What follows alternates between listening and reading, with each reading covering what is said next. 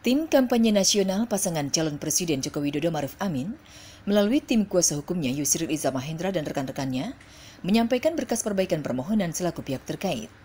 Di mana sebelumnya, TKN telah menyampaikan keterangan pihak terkait untuk permohonan sebelumnya pada tanggal 24 Mei 2019 lalu. Taufik Basari selaku kuasa hukum pihak terkait juga mengatakan, dalam persidangan yang lalu, pemohon menyampaikan hal-hal yang baru dan dianggap sebagai permohonan baru. Maka TKN menyampaikan berkas perbaikan permohonan yang dilengkapi dengan bukti-bukti tambahan. Taufik juga menjelaskan bahwa hukum acara MK dapat dijalankan dengan baik, sehingga permohonan untuk Pilpres tidak ada ruang untuk melakukan perbaikan permohonan.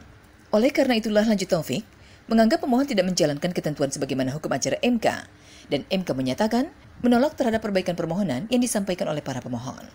Panji Arawan, Hendi Prasetya, MKTV News, melaporkan.